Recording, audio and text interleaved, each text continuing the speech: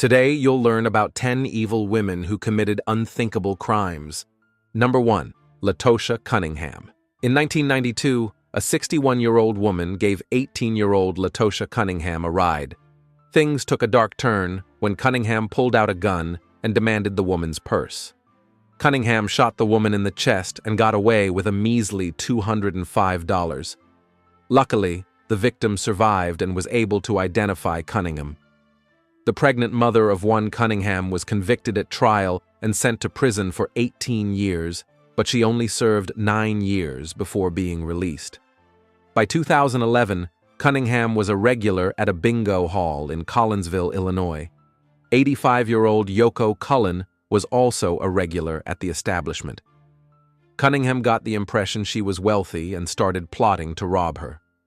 Cunningham, Daquan D. Barnes, and his cousin DeMarcus Barnes waited in the parking lot on May 18, 2011, and when Cullen came outside, they robbed her of $390. She was thrown into the trunk of her vehicle. They took her to a secluded location in East St. Louis, where they beat her with tire irons until she gave up her PIN.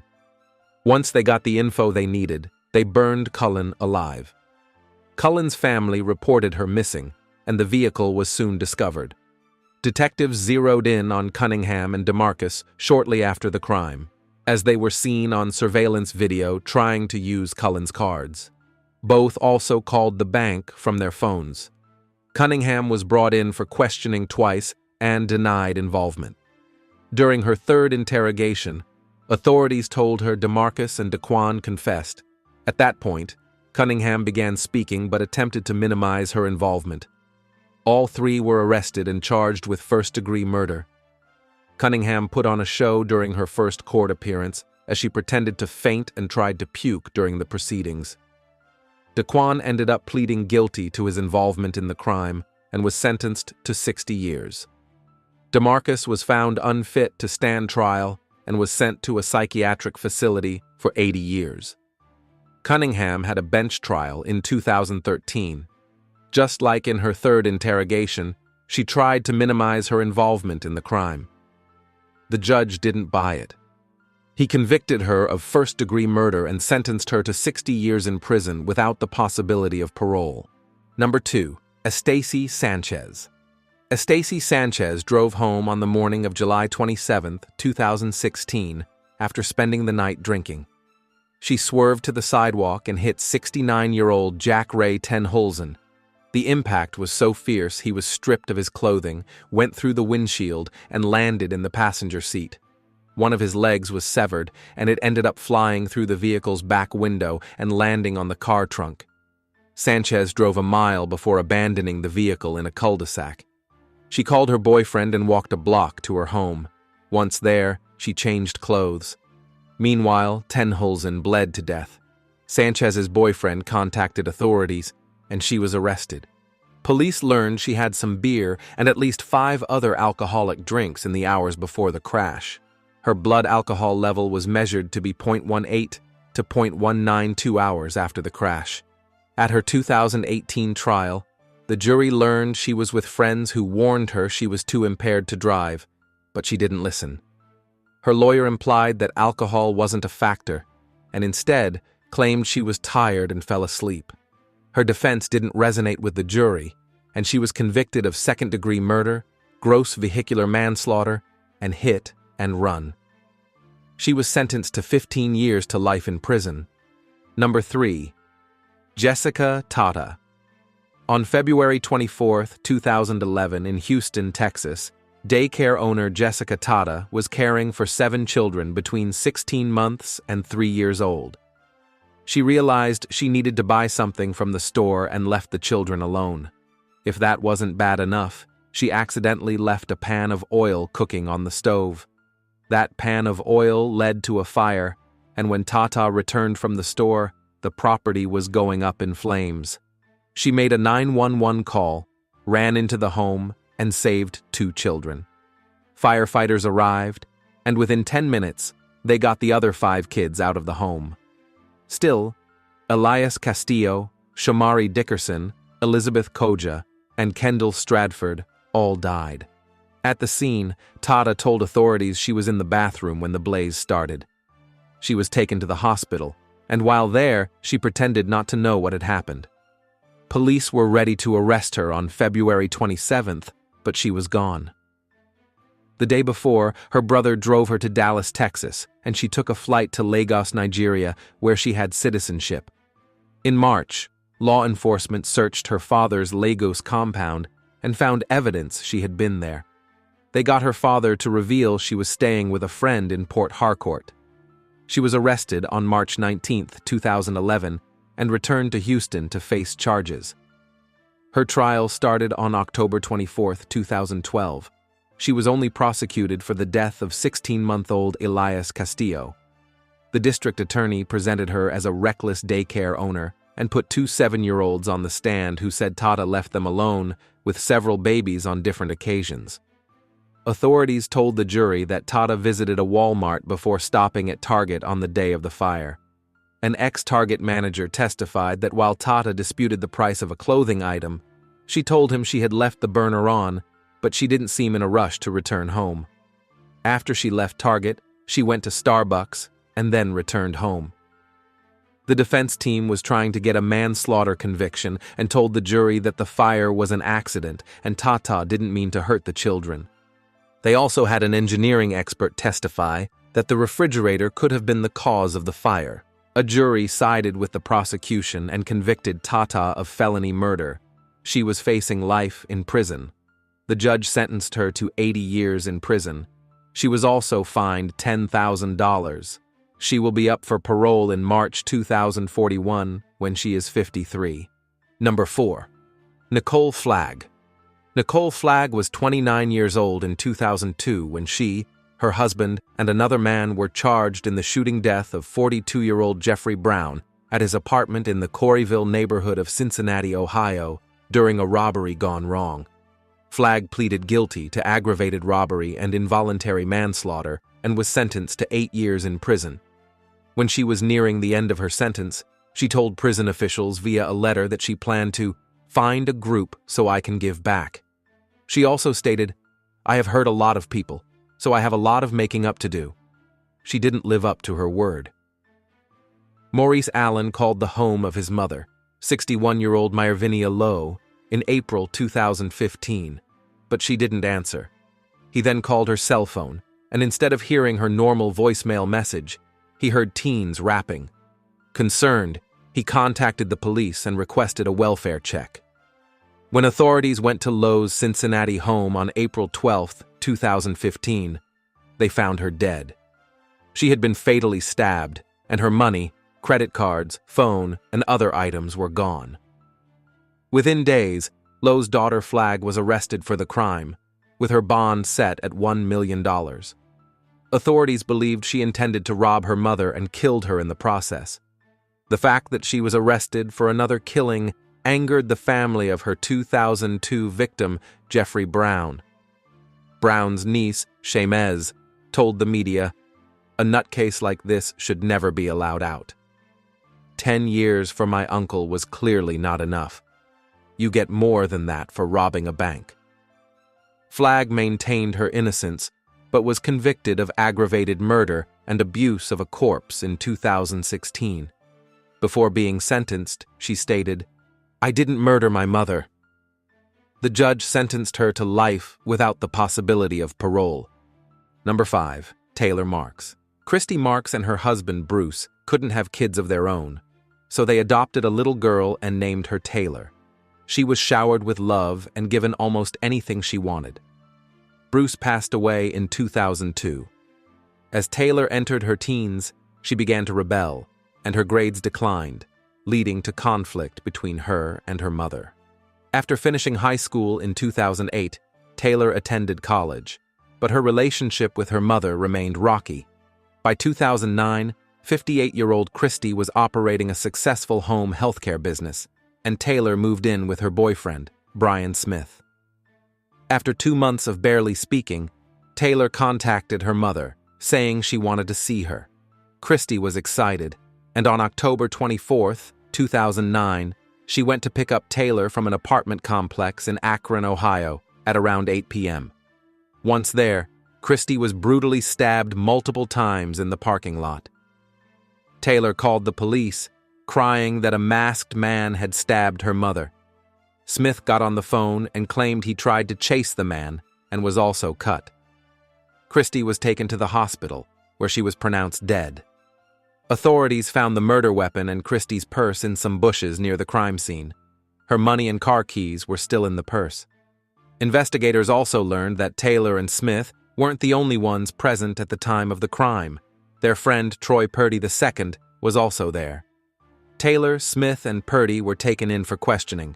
Their stories matched, but investigators thought they were lying. They didn't believe that a robber would go after Christie with 3 others right by her. The fact that nothing was missing from the purse also raised red flags. Detectives put more pressure on them. Taylor cracked first, saying that Purdy was talking about killing Christie and did it because she was racist. Purdy folded next. He shut down the racist theory and said Taylor planned to inherit money with her mother gone and offered him $5,000 of it to kill Christie. Smith folded next, and all 3 were charged with murder. The evidence quickly piled up, including a video of Purdy stabbing Christie while Taylor stood by watching. The death penalty was on the table, but they all pleaded guilty, and they all got life without parole sentences. Taylor has done interviews over the years, minimizing her involvement. On the show Snapped Behind Bars, she stated, "I want people to know the truth and not just think that I'm the mastermind behind it, because I wasn't." She also said, "It really wasn't intentional. I really didn't mean for this to happen, and I really didn't want anything bad to happen to my mom." She further claimed she was screaming at Purdy to stop while he was stabbing her mother. The now 36-year-old remains locked up at Ohio Reformatory for Women. Number 6. Brittany Norwood. Brittany Norwood was born on May 19, 1982. She grew up in a 2-parent household in Kent, Washington, with 4 brothers and 4 sisters. As a child, Norwood dreamed of playing for the U.S. women's national team, and her parents wanted to ensure she received the best possible soccer training. In 2000, Norwood graduated from Decatur High School in Federal Way, Washington, and she earned an athletic scholarship to attend Stony Brook University in Long Island. She was a skilled player on the field, and in 2003, she earned her team's Defensive Player of the Year. Off the field, she was known as a kleptomaniac who stole money and clothes from roommates and teammates. At some point after her junior year, she was expelled from Stony Brook due to her theft, but she was not prosecuted for the crime. By 2011, the 28-year-old was working at a Lululemon store in Bethesda, Maryland. One of her co-workers was 30-year-old Jana Murray. Murray was working on obtaining her master's degree in communications and business administration. She was hoping to move into a corporate position with Lululemon after graduation. Unfortunately, she wouldn't get the chance. On March 11, 2011, Norwood and Murray closed the store around 9 p.m. One of the closing procedures was to do bag checks to ensure no one was stealing. Murray saw some leggings in Norwood's bag that she thought might have been stolen. Once Murray left the store and got into her vehicle, she called the store manager to report what she had seen. The manager told Murray she would deal with it the next day. At 10 p.m., Norwood contacted Murray, telling her that she had left her wallet at the store. Since Norwood didn't have a key, she needed Murray to let her in. A short time after the two arrived back at Lululemon, employees at a nearby Apple store heard 2 women arguing. Eventually, the arguing turned to screams and the sound of someone being hit or falling to the ground. At some point, the workers next door heard someone say, "God help me, please help me." Many of the workers at the Apple store ignored the commotion and went about their night, thinking it was everyday drama between co-workers. However, one person reported to security that she heard strange noises and screaming next door, but security did not investigate. The following day, the Lululemon manager entered the store and discovered the place was in disarray. She searched the store with a customer and found Norwood in a bathroom. Her wrists and ankles had zip ties on them, and she was bloody but still alive.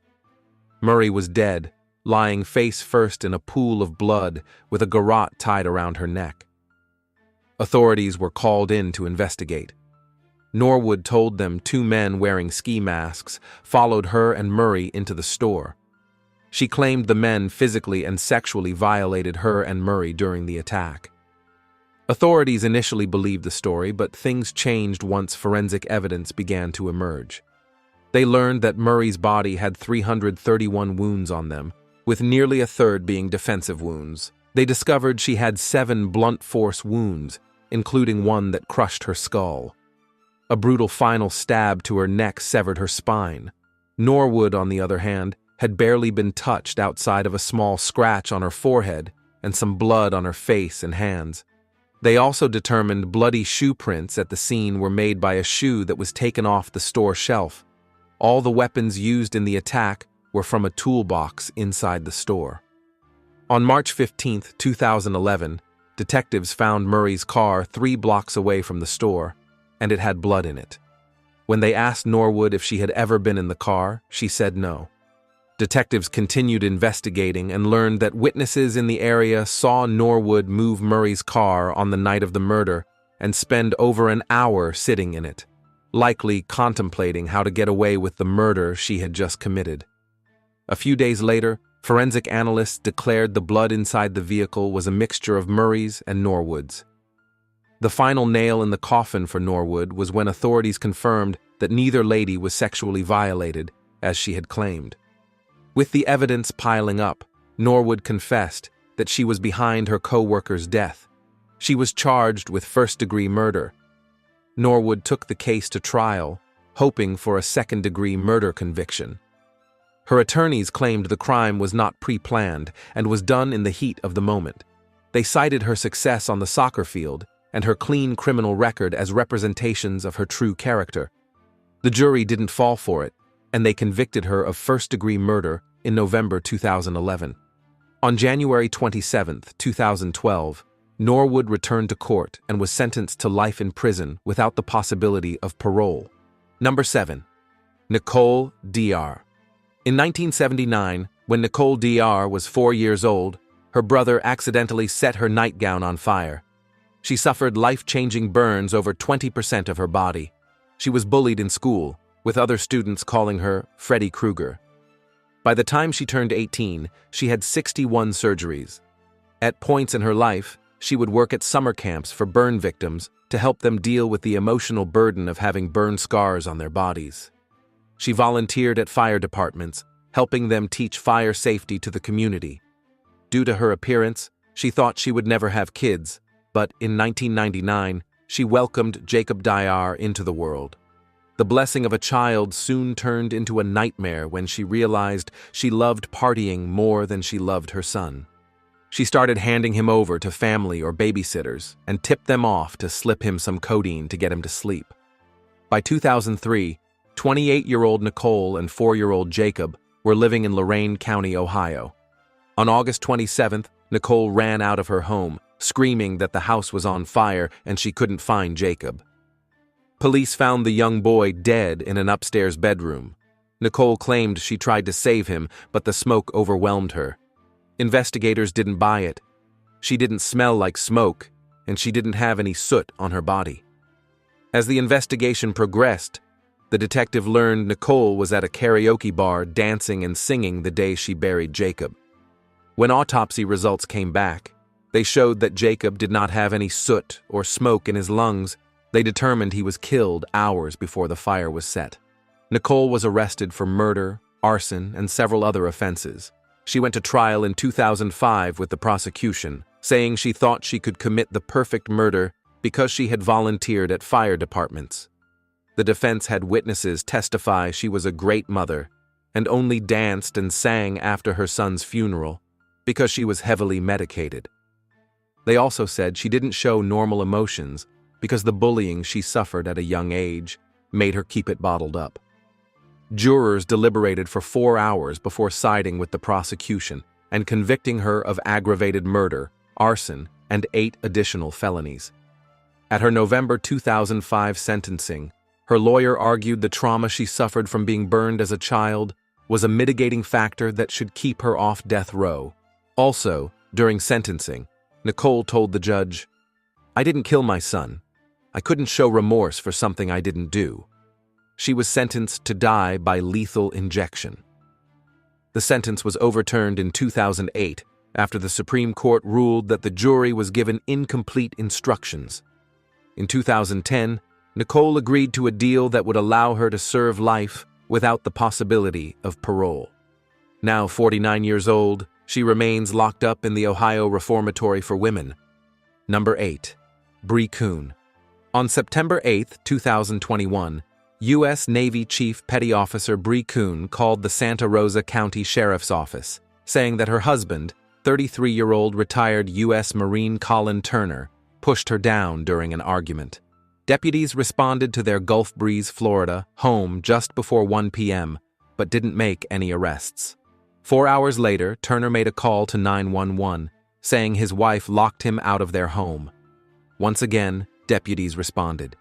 Turner told them his wife was having mental health issues, and he wanted to go inside the home so he could gather some things and take the kids to Georgia. Police told Kuhn she wasn't allowed to keep him from entering the home, and they left again. Turner called back at around 6:22 p.m., telling the operator that Kuhn locked him in the garage and tried to break his arm when he attempted to re-enter the home. As he was on the phone with the dispatcher, Kuhn entered the garage and shot him. He yelled, "She just shot me!" She fired 3 more shots, killing him. When police returned to the home, she immediately confessed to the murder and told authorities her husband was trying to take the kids. She also stated he kicked her foot, so she shot him in self-defense. Her story quickly fell apart when an autopsy revealed Turner was shot 4 times as his back was turned. She went to trial in September 2024, facing life in prison. She claimed he had been abusive toward her since he was discharged from the Marines due to a traumatic brain injury. She claimed he subjected her to mental, physical, and emotional abuse and kept firearms around the home. Her lawyer told the jury, "He had threatened to kill these kids before, and her as well," he continued.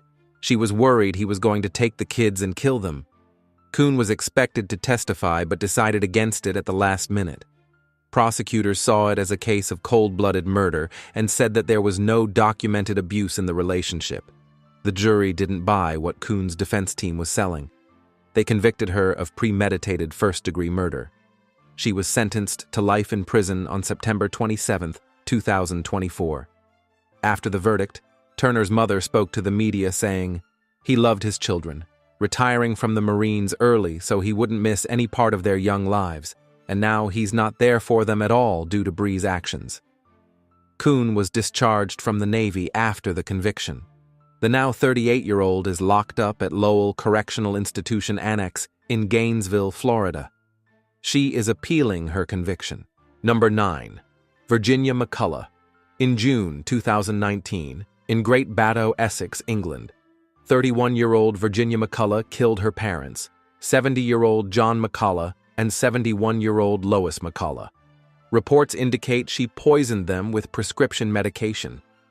John died from the meds, but Lois didn't, so Virginia beat her and stabbed her to death while she listened to the radio. Afterward, she wrapped her dad in a blanket and put him in one of the bedrooms. Her mother was wrapped in a sleeping bag and placed in a separate bedroom. She spent the next 4 years lying to friends and family, telling them her parents were sick or away on a trip. Since people were isolating due to the pandemic, no one questioned her story. She made sure that no one could see inside the home or come to visit. As the years passed, she ran up thousands of dollars worth of debt on her parents' credit cards and spent their pensions. John's doctor became concerned about him as he was on medication and hadn't come to pick it up. In September 2023, he contacted the authorities, stating that John's daughter, Virginia, was behind the excuses and the canceled appointments. When authorities spoke to Virginia, she told them her parents were out of town and were expected to return the following month, but they didn't buy it. When they showed up at the home with a search warrant, Virginia confessed and even told them, "Cheer up, at least you've caught the bad guy." She was arrested for 2 counts of murder. She later told police, "When I was hitting her, it was like someone badly playing the xylophone. It was willy-nilly. Police believe she killed them because she had run up some debt in her parents' names and didn't want them to find out. The court later heard that she spent £149,697 from her parents' pensions and credit cards and also sold some of their assets. Investigators determined that £21,000 was wasted on online gambling. Virginia pleaded guilty to 2 counts of murder. Before sentencing, the judge called her out for her love of money, saying, "You think more of money than you do of humanity." He also said, "Your parents were entitled to feel safe in their own beds and their own home, and they were entitled to feel safe with their daughter. You, nevertheless, made a full, conscious, and deliberate decision to murder each of your parents." He sentenced her to 36 years to life in prison. Number 10. Carla Ann Hughes. Carla Ann Hughes was born on June 12, 1981. At 6 weeks old, her aunt and uncle adopted her, and they raised her in Greenville, Mississippi. She was given almost anything she wanted and enjoyed horseback riding and other hobbies. She seemed to be on the right path in life. She was an honors student in high school, and by her mid-20s, she was a school teacher who held a bachelor's and master's degree and was pursuing her doctorate in education. After starting her career as an elementary school teacher, she transitioned to teaching at Chastain Middle School in Jackson, Mississippi. There, in 2006, she met Keon Pittman, a fellow teacher and basketball coach who graduated from Alcorn State. Pittman had a pregnant fiancée, Avis Banks, at home, but that didn't stop him from hooking up with Hughes. 27-year-old Banks worked as a daycare worker and couldn't wait to be a mother, but her dreams never came to fruition. On November 29, 2006, Pittman came home and found Banks fatally shot and stabbed in the garage. She was 5 months pregnant at the time. Pittman called Hughes before contacting authorities. Detectives learned of Pittman's affair with Hughes. They also learned Hughes borrowed a loaded gun from a relative before the murder.